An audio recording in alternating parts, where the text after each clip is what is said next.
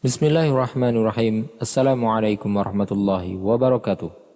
Syariat Islam diturunkan untuk menjaga nasab dan kehormatan dari segala hal yang mengotorinya. Maka diturunkanlah syariat bahwa orang yang paling keras hukumannya adalah orang-orang yang mengikuti nafsunya untuk melanggar kehormatan orang lain. Allah Ta'ala berfirman, Az-zaniyatu waz-zani fajlidu kulla wahidin minhuma mi'ata jaldah. ولا تأخذكم بهما رأفة في دين الله إن كنتم تؤمنون بالله واليوم الآخر وليشهد عذابهما طائفة من المؤمنين.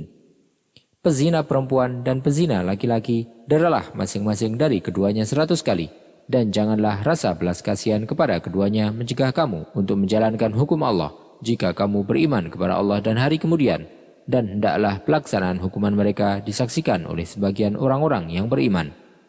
Hukuman ini ditetapkan kepada para pelaku zina yang belum menikah.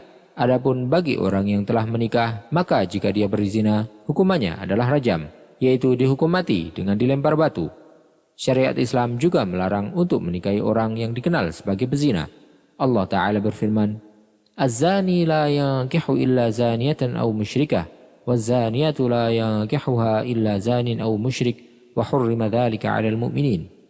Pezina laki-laki tidak boleh menikah kecuali dengan pezina perempuan atau dengan perempuan musyrik, dan pezina perempuan tidak boleh menikah kecuali dengan pezina laki-laki atau dengan laki-laki musyrik, dan yang demikian itu diharamkan bagi orang-orang mukmin. Tidak hanya itu saja, dalam menjaga kehormatan, bahkan syariat Islam menganggap bahwa orang-orang yang mati karena melindungi kehormatannya adalah orang yang mati syahid. Rasulullah SAW bersabda, "Waman mata duna 'irdihi fahuwa syahid." Barang siapa yang mati karena melindungi kehormatannya, maka dia mati syahid. Salah satu akhlak mulia yang dipuji dalam Islam adalah memiliki rasa cemburu. Sebelum Islam datang, orang-orang Arab memiliki rasa cemburu yang terlalu berlebihan, bahkan melampaui batas yang disyariatkan, sampai-sampai mereka mengubur hidup-hidup putri mereka karena rasa malu. Maka Islam datang dan mengarahkan rasa cemburu yang benar. Adapun orang yang tidak memiliki rasa cemburu, maka tidak ada kebaikan baginya. Dia mengambil jalan ke neraka dan menjauhkan dirinya dari surga. Orang yang tidak memiliki rasa cemburu, bahkan dia membuka kehormatannya bagi setiap orang, disebut sebagai dayus, yaitu orang yang tidak memiliki rasa cemburu dengan kehormatannya. Dayus tidak memiliki rasa cemburu atas kehormatannya, bahkan ketika dia mengetahui bahwa perbuatan keji menimpa dirinya, dia menutup mata atas kehinaan yang merenggut harga dirinya.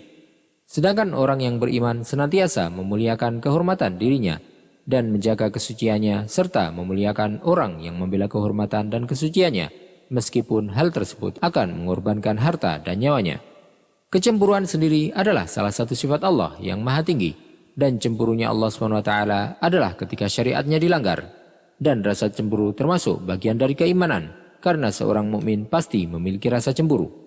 Di dalam Sahih Bukhari dan Muslim disebutkan bahwasanya Rasulullah SAW bersabda, Inna Allah Ta'ala yaghar wa ghairatullah an ya'til mar'u ma harramallahu alaih.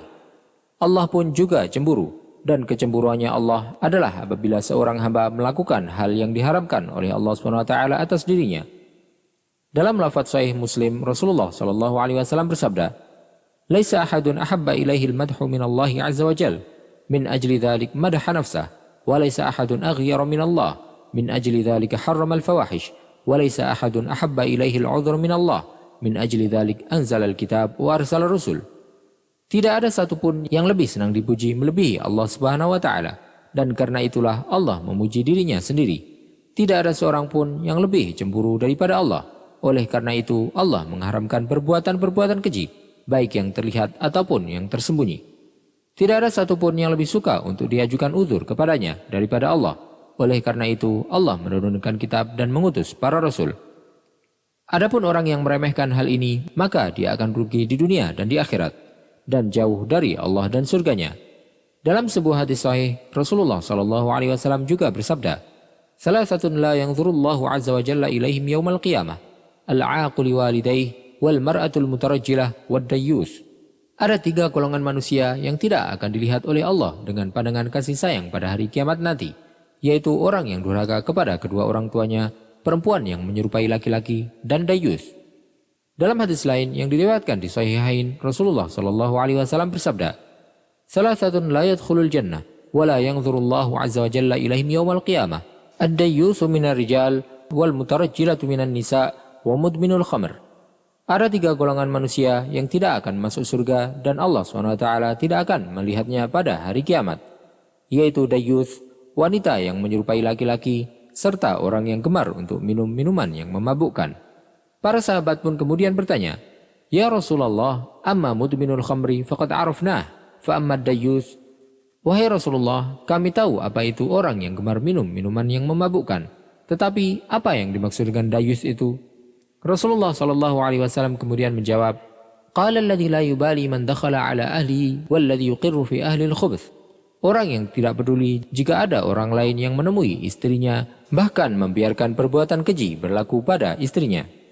Dayyus adalah orang yang membiarkan kemaksiatan dilakukan oleh istri dan keluarganya. Rasulullah SAW telah menjelaskan pada hadis ini bahwasanya orang yang membiarkan maksiat dilakukan oleh keluarganya, baik istrinya, saudarinya, ataupun putrinya dan lain sebagainya, disebut sebagai dayyus. Perbuatan keji di sini artinya adalah perbuatan zina serta hal-hal yang mengantar kepadanya. Orang yang melakukan perbuatan ini tidak lain adalah orang yang tidak memiliki wibawa, tidak memiliki rasa cemburu atas agamanya. Dia tidak peduli jika ada orang asing yang masuk menemui mahramnya, dan dia tidak peduli jika keluarganya bercampur dengan laki-laki lain.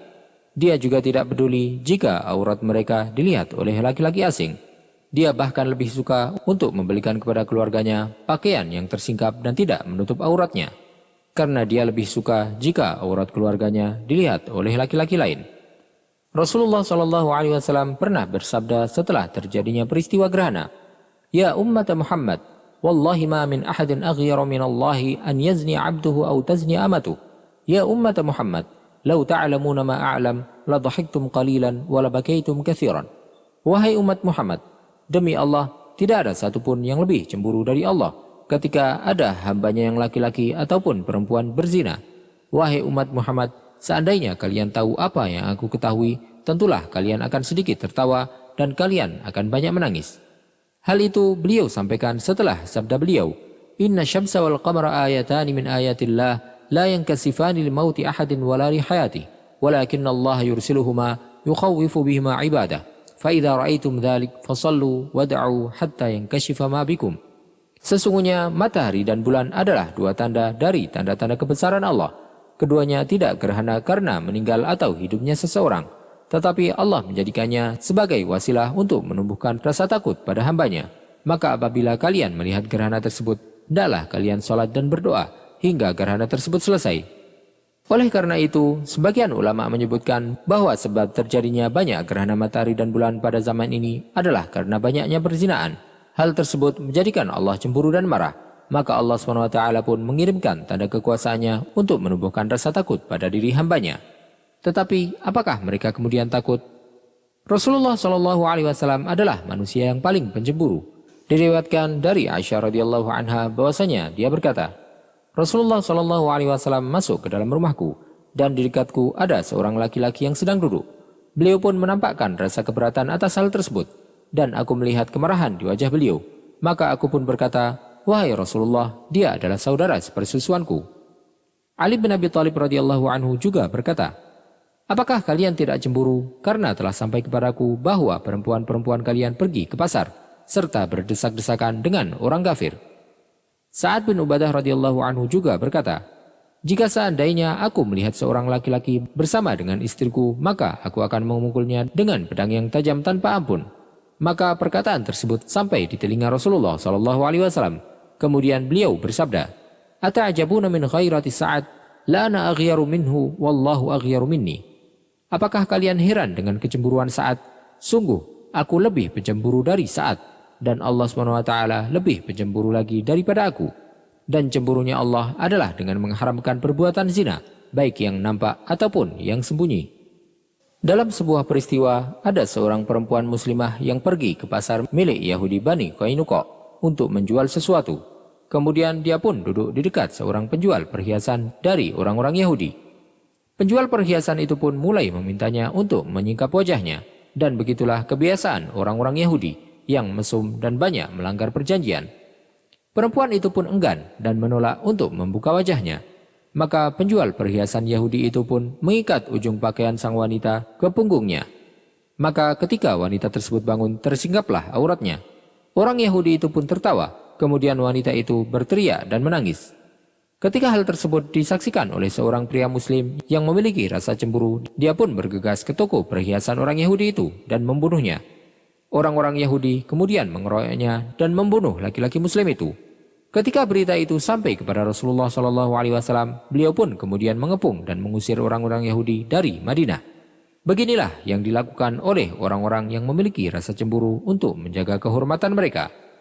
Kita memohon kepada Allah SWT agar dijauhkan dari segala dosa dan agar senantiasa menjaga kehormatan kita serta wanita-wanita kaum muslimin dari para pendengki dan orang-orang yang berbuat jahat.